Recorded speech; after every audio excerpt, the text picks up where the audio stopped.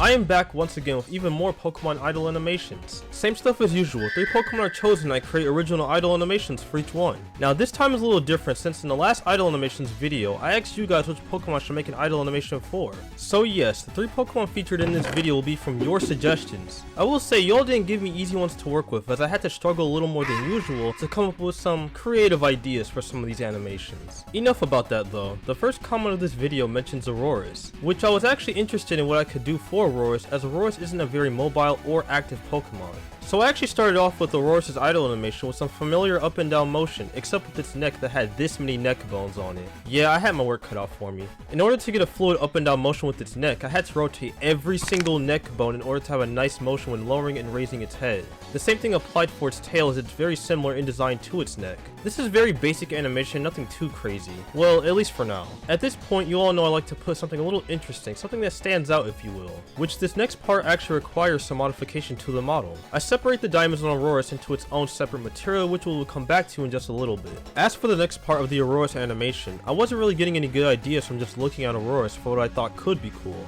So I'm sure you all know where this is going. Yup, I went to its Pokédex entry for more information. Now, before you all call me a Pokédex merchant, I'm sure there is something good in here that we can use for the rest of the animation. Wait a minute, Auroras can make an Aurora by howling. That's perfect, I mean, it's in the name after all.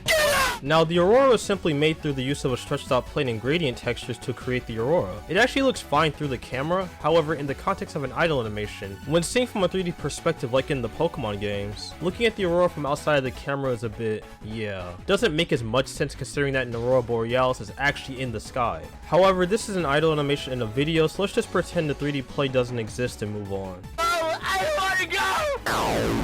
I had the Aurora not only change to different colors, but also had Auroras' diamonds, which we made in the separate material from earlier, glow and change color depending on which color the Aurora shifted to. Oh, I also animated these flap things on Auroras, which ironically was the hardest thing to animate for Auroras because if the flaps were bent even just a little more than it should be, it will end up creasing and not look good at all. My ears burn! So I had to animate every single bone for the flaps, which by the way, were even more than the amount of neck bones it has. But it ended up working out as I animated the scale value, which gave the whole animation just a little more depth to it. After a few more revisions and a little bit of editing, here is my take on an Auroras idle animation.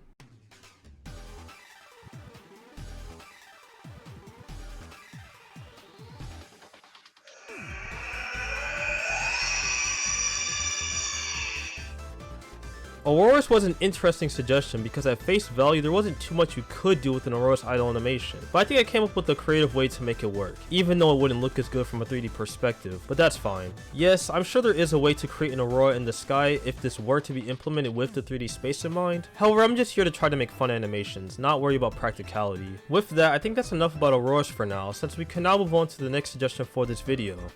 Now this person here actually gave me a direct challenge by suggesting Gyarados, specifically mentioning about leaning into its serpent design by having it be on the ground, and I actually agree with that. So I got straight to work, as some of you may not know, Pokemon HeartGold and SoulSilver is my favorite Pokemon game of all time. Now this is relevant because one of the most infamous events in that game, which involved the Lake of Rage, it featured a shiny Gyarados becoming belligerent due to some plot point involving Team Rocket. But random lore dump aside, the idea is to incorporate Gyarados' inherently destructive nature into its idle animation, where I would normally make them pretty calm and tame, but not this time. The tricky part at first was actually setting up Gyarados to be on the ground as a serpent. I went with around half of Gyarados' body actually touching the metaphorical ground, while its entire tail was curved and sprawled straight on the ground itself. Next up was actual animation. Since Gyarados is a serpent, I had to utilize the neck properly in order to actually get some meaningful movement, which involved reeling its neck in a quick back and forth motion while also animating the tail to produce a sort of winding effect, which complemented the already hyperactive motion in its main body. I also added some mouth movements so that it looks like it is snapping its jaws at the rage-induced hallucinations it probably has. Even with this part, I still wanted to include its rage-fueled nature somewhere in the idle animation. So I added this part of Gyarados pretty much roaring and swinging its tail rapidly in the background as if it didn't have control over it. I'm not gonna lie, the tail animation for this part took me a while to finish. The tail was easily the hardest part of the entire Gyarados animation, but I got through and the result is pretty good even if it is my own animation.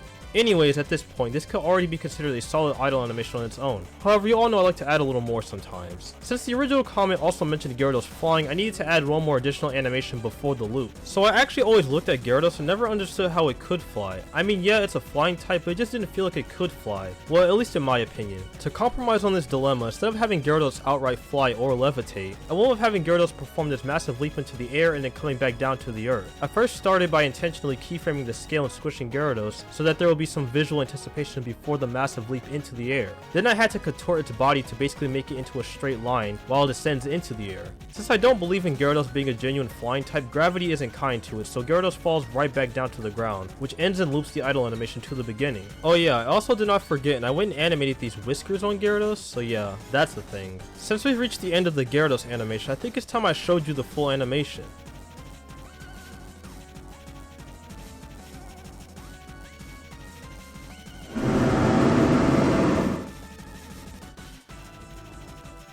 This Gyarados idle animation honestly feels like one of my more impressive ones from an animation standpoint because of not only how it came out, but also knowing what I had to do in order to make the animation work. I've always liked the idea of Gyarados being an imposing serpent since its Gen 4 sprites actually display that when on the opposing side of the battle. So I think the end result was better than what I had originally imagined it to be.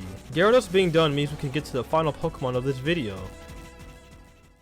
Now the last suggestion for this video was actually Licky Licky. I will admit I didn't expect to see this Pokemon suggested, but let's see what I can do. Licky Licky, well, has a pretty self-explanatory path to take for the idle animation. Of course it was its massive tongue. Animating the tongue is similar to a tail, honestly, except there are a few more actions you can have the tongue partake in. Okay, after writing this entire script for Licky Licky, it sounds really strange when taken out of context. That's not important though. What is important is figuring out how to make an idle animation for a Pokemon that mainly uses its tongue. At first I had this idea where I have Licky Licky's tongue move rapidly, but for one, I couldn't get the timing down to where it will look natural with the rest of its body moving, and number two, I got curious and looked at Lickitungue's idle animation and I felt it was too similar to that. So I scrapped this idea and went back to the start.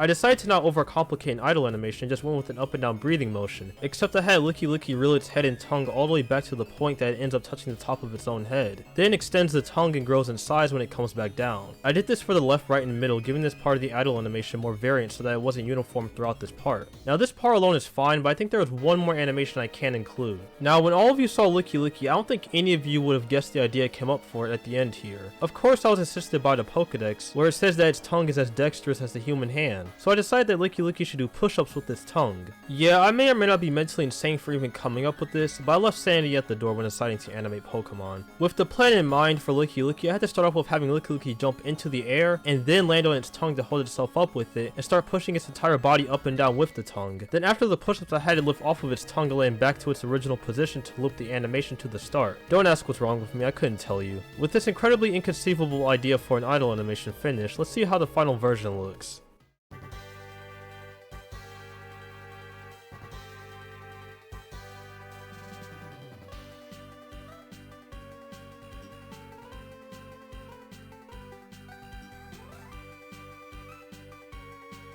I've been animating Licky Licky for multiple hours and I've had to look at a tongue for longer amounts of time than I ever wanted to. About the animation specifically, I do think that Licky Licky was a challenging choice, but fun in the sense of trying to figure out ways to pull off the idle animation. And honestly overall, I'd say I did pretty well in all three of these animations, considering the fact that I was working with an unfossilized, generally mobile dinosaur, a serpent that has an identity crisis of whether it wants to be on the ground or not, and a Pokemon that is more useful with its tongue than with any other part of its body.